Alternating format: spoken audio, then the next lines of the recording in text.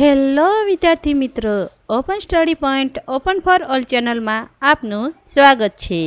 આજે આપણે શીખીશું ધોરણ 8 વિષય હિન્દી નિસ્વાધ્યાયન પોથીનો પાઠ 4 ઉઠો ધરા કે અમર સપૂતો ના સ્વાધ્યાયના પ્રશ્નોના જવાબની સમજ મેળવશું. તો ચાલો શીખીએ. પાઠ 4 ઉઠો ધરા કે અમર સપૂતો ના સ્વાધ્યાયના પ્રશ્નોના જવાબની સમજ.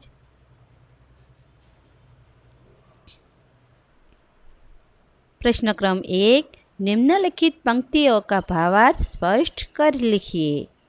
અહીં સૌ પ્રથમ લખેલી કાવ્ય પંક્તિનો ભાવાર્થ લખવાનો છે. 1. कली कली खिल रही इधर वह फूल फूल मुस्कुराया है. धरती माँ की आज हो रही नई सुनहरी काया है. भावार्थ लखिए. इधर उद्यान में कलियाँ खिल रही है और प्रत्येक फूल मुस्कुरा रहे हैं. सारे देश में स्वतंत्रता के सूर्य का प्रकाश फैला हुआ है. ऐसा लगता है जैसे भारत माता का शरीर आज सुनहरा हो रहा हो. तो सरस्वती का पावन मंदिर शुभ संपत्ति तुम्हारी है. तुम में से हर बालक इसका रक्षक और पुजारी है. भावार्थ. कवि देश के बालकों से कहते हैं कि हमारा देश सरस्वती का पवित्र मंदिर है. यहाँ की कल्याणकारी सारी विद्याएं ही तुम्हारी संपत्ति है. तुम में से प्रत्येक बालक इस विद्या मंदिर का रक्षक और पुजारी है. प्रश्न 2 अ. संक्षिप्त में उत्तर लिखिए. प्रश्नों की समझ लीजिए. 1. नई प्रातः है, नई बात है, नई किरण है, ज्योति नई का अर्थ स्पष्ट कीजिए. आज़ादी की नई सुबह में नई चर्चाएं हो रही है, नए विचारों की किरणें फैल रही है. सब अपने जीवन में नए प्रकाश का अनुभव कर रहे हैं. 2. कवि नया राग कहाँ भरने के लिए कहते हैं, क्यों?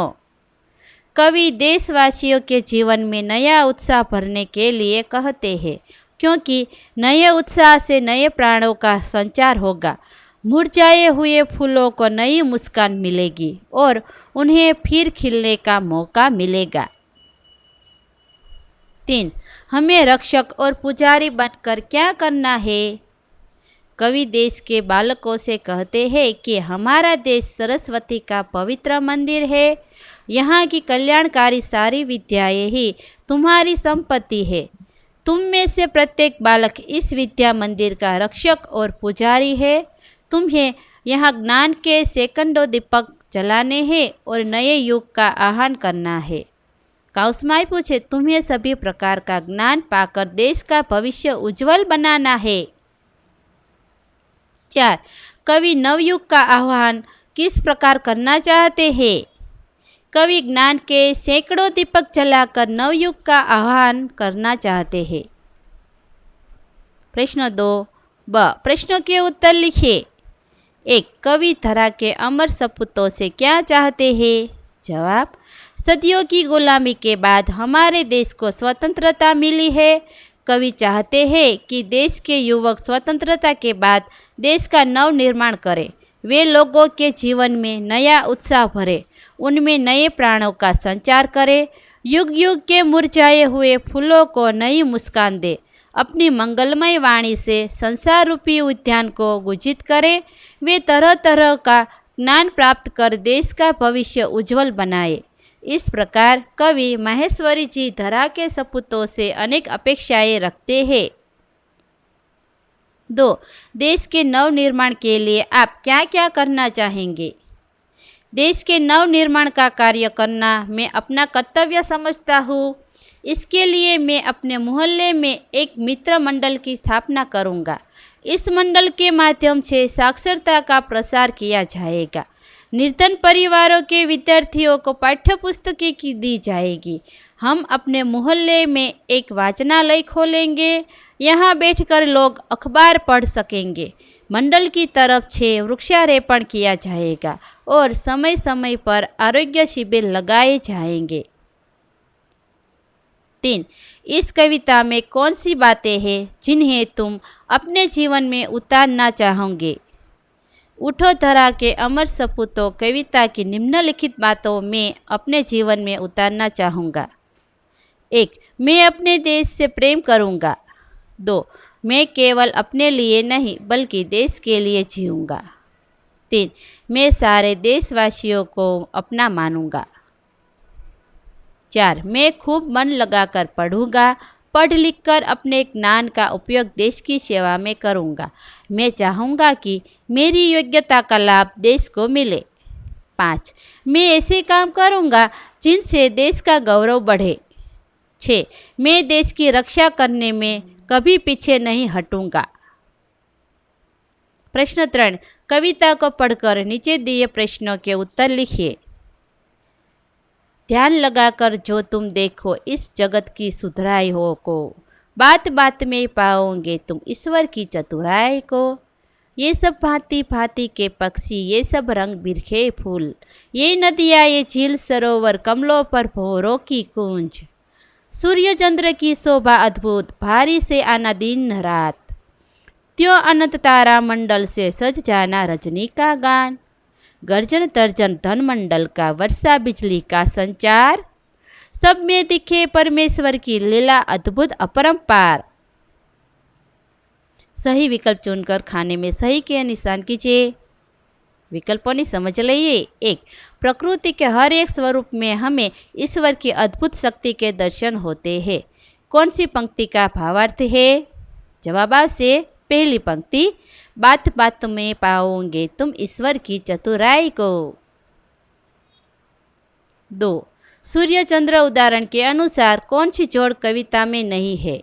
जवाब से ध्यान मग्न आ जोड़ कविता में नहीं। 3. बादल के लिए इस कविता में कौन सा शब्द प्रयोग हुआ है? जवाब छे मंडल। बादल के लिए मंडल शब्द का उपयोग हुआ है। 4. कविता को पढ़कर प्रश्नों के उत्तर लिखिए। 1. कवि ने हमसे ध्यान लगाकर क्या देखने के लिए कहा है? क्यों? कवि ने हमसे ध्यान लगाकर इस जग की सुधराई को देखने के लिए कहा है क्योंकि ईश्वर की बनाई हर एक चीज़ में हमें चतुराई देखने को मिलती है। 2. कवि ने किसकी शोभा को अद्भुत कहा है? क्यों? कवि ने सूर्य चंद्र की शोभा को अद्भुत कहा है क्योंकि वह बारी बारी से दिन और रात में आते हैं। 3. 2 पर्यायवाची शब्द लिखिए। ईश्वर, परमेश्वर, भगवान। फूल, पुष्प, कुसुम। 4. इस कविता में कौन कौन से तत्व समाविष्ट है? सूर्य, चंद्र, तारे, फूल, पक्षी, नदियाँ, सरोवर, झील, भौरा, वर्षा जैसे तत्व समाविष्ट है। 5. इस कविता को योग्य शीर्षक दीजिए। अद्भुत रचना ईश्वर की। प्रश्न 4. चित्र के आधार पर अपने शब्दों में कविता लिखिए जिनमें इन शब्दों का उपयोग हुआ हो। रंग बिरंगी, तितली, प्यारी, बच्चों, फूल पौधों, बगीचे। चित्रना आधारे शब्दों में कविता लखवानी छे।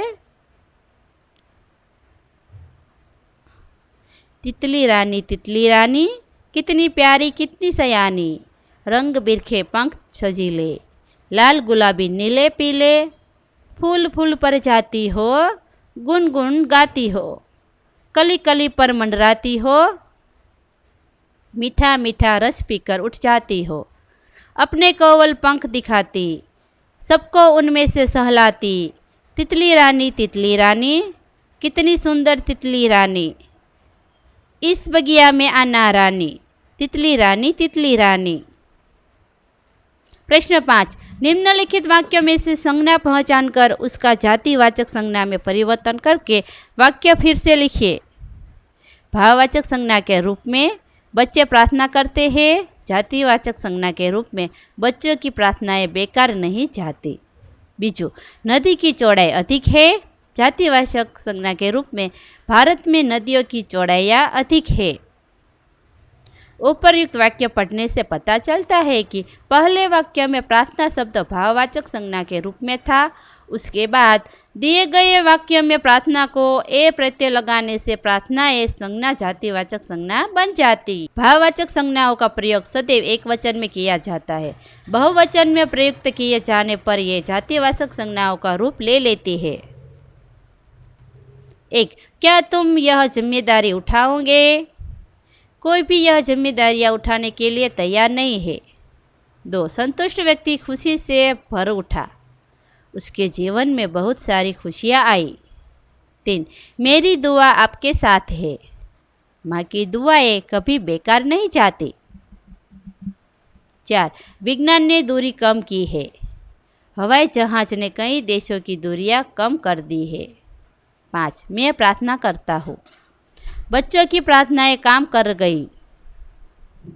प्रश्न 6 शब्दकोश का उपयोग करके नीचे दिए गए शब्दों के तुरंत बाद आने वाले शब्द लिखिए।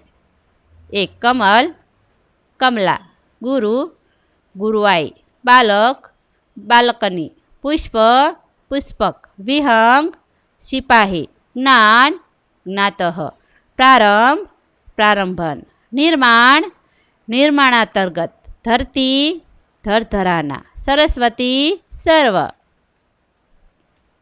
प्रश्न 6 आपके मित्र में आप कौन कौन से गुण देखना चाहते हैं? वे इस शब्द पहले से खोजकर लिखिए।